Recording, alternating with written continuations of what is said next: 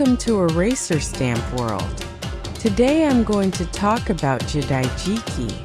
Everyone, do you know Jidaijiki? It is a historical drama in English. A period drama is like a Western in America. Historical dramas were often broadcast in old Japan, but now I don't see it very often. It is broadcasted on a channel dedicated to historical dramas. Almost no historical drama is seen on Japanese terrestrial broadcasting. Historical dramas depict old Japanese culture. It may be interesting for people who don't know Japanese history. I would like to explain about such period dramas. Historical drama refers to Japanese stories from around 970 to 1870.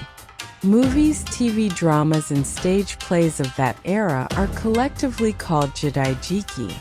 Among them, many of the stories may be from the Edo period. It was the era of samurai, geisha, and harakiri. Samurai's top knot may be famous. The Japanese hairstyle at that time was tomage for men and Japanese hair for women.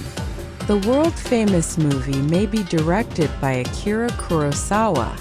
Akira Kurosawa's works are known for their dynamic visual expression, dramatic story structure, and humanistic themes. Director Kurosawa's main works are Rashomon, The Hidden Fortress, Seven Samurai, Kagemusha, and Ran. It's said that a famous Hollywood director was influenced by Kurosawa's work. I heard that the famous movie Star Wars was influenced by Akira Kurosawa's historical drama. It is a movie in which you fight with an enemy wearing something like armor with a sword. But TV period dramas are completely different from movies. Many period dramas on TV are stories of encouraging good and punishing evil. First, a righteous samurai appears and defeats the bad guys. It's a simple story. The general pattern is, the hero of the historical drama is a righteous samurai, and then the bad guys come in. There is a poor person who is erased from the world by a bad person. The righteous samurai defeats the bad guy instead of him. At that time, many villains appear and attack the righteous samurai with swords. A righteous samurai always wins against many bad guys even though he is alone. When that happens, the bad guy usually dies. It looks like a righteous samurai slaying a bad guy. It is just hitting with the part that is not the blade of the sword. That's justice. And all the bad guys are sent to a remote island together. Historical drama is made so that the story is simply completed within the broadcast time. Many of the bad guys in TV historical dramas are daikan. Daikan means local governor. It is not an ordinary local governor. Very bad local governor. The local governor in period dramas is a bad guy anyway. Sometimes women are and then They also accept bribes. Local governor, cover up all my crimes and lay the blame on good citizens. Local governor, them to muzzle them. You can use your minions to stab you with a sword and throw you into the sea, or you can do it simply. Sometimes the victims are pitted against each other. You frame one person as the perpetrator and pretend you didn't do anything. He is a terrible villain. A local governor that doesn't look like a human. Of course, bad local governors look very bad. In Japan, there were specialized actors who played only bad actors in historical dramas. However, because they are few, the same actor appears as a villain in various works. I don't know his name, but I've seen his face. That's what they are. If I explain the job description of the local governor at that time, he was in charge of general office work. It is the existence that manages the affairs of each region by the order of the Lord in each region. He is a powerful person who manages all the affairs, so he can hide everything that is inconvenient. The Lord received the report from the local governor and said, "Be good." For some reason, all the lords in historical dramas are stupid. If the Lord is not stupid, the local governor can't do anything wrong. If the Lord, are you doing something wrong? If you start saying something like that, the conversation will not progress. In short, it is important for historical dramas that the check function against corruption does not work. The Lord is so stupid he doesn't know anything. That's why the people are in trouble, because local governors do bad things all the time. Then the righteous samurai appeared and defeated the local governor. This is the usual pattern. But there are exceptions. The Lord himself is on the side of justice and sometimes defeats the local governor, who is his subordinate. As expected, Japanese people in the past got tired of the same main character in similar stories. They changed hands, they changed goods, they created stories. In a period drama, bad merchants are indispensable.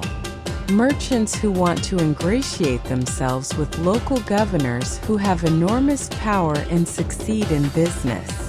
The merchant does bad things with bad local governors. The introduction was very long, but this time I engraved the eraser seal of such a merchant. It was really long, but I didn't think I could understand what he was talking about if I suddenly talked about this merchant. Also, we have to think about sentences according to the length of the video. Please understand. Well, the merchant's name is Echigoya. Echigoya is the name of a company now.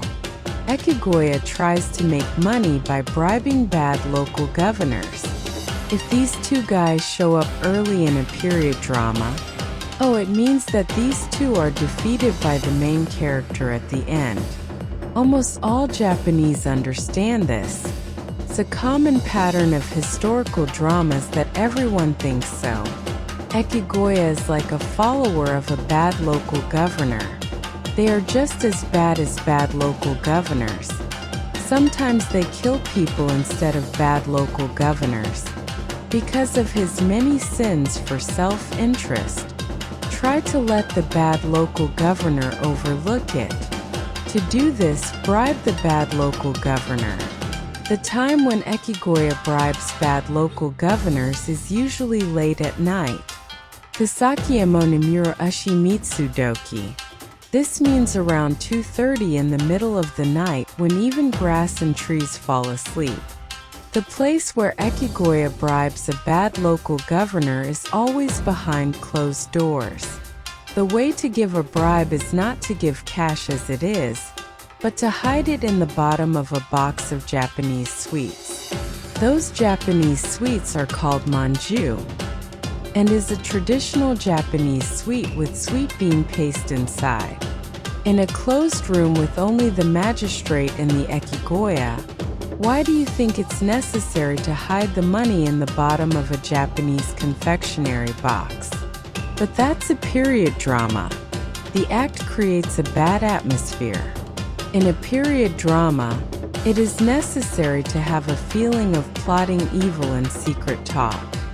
The worse these two do in the beginning of the story, the more exhilarating it will be for viewers if they are defeated at the end. The presence of this bad local governor in Echigoya is very important for historical dramas. There are various occupations of Echigoya that appear in historical dramas, but there are many kimono wholesalers. Here I will explain about kimono wholesalers. In those days, everyone wore kimono. A kimono is completed by buying a roll of cloth and having it tailored. In those days, it seems that many people made it at home. It was a kimono shop that sold the cloth. A kimono wholesaler buys a large amount of cloth and sells the cloth to a kimono shop. Kimono wholesaler is a form of business that started in the Edo period. In the Edo period, powerful kimono dealers had the right to sell kimono to the imperial family, the shogun family, and various feudal lords. They might have been depicted in period dramas giving bribes to get this right. Some kimono dealers were also money changers or sake brewers. Those kimono wholesalers later developed into department stores and trading companies. In other words, they were doing extensive business. Is it inevitable that Echigoya bribes the local governor? If Echigoya itself was a powerful person and had been involved in a wide range of businesses, the interest would have been important. Even now in Japan, there are department stores that develop from kimono shops, and there are companies that continue to exist as kimono shops. I would like to believe that we are not bribing local governors anymore. On a slightly different note, at present, kimonos are rented in places like Kyoto, and you can wear them casually. The kimono rental service is popular among foreigners visiting for sightseeing. That kimono is a simple but beautiful one for rent. If you come to Japan, why don't you use it once? You can see real kimonos worn by geisha in Kyoto. Geisha walking in kimono in Kyoto City is really beautiful. If you see a geisha in Kyoto, don't talk to them and just watch them. They are not trained to deal with tourists from overseas, and in most cases they are on their way to work. I don't see many Japanese wearing kimono anymore, so I feel a little better when I see a geisha, but they don't talk to me or take pictures persistently. Please make sure to only watch from a distance. Let's return to the historical drama.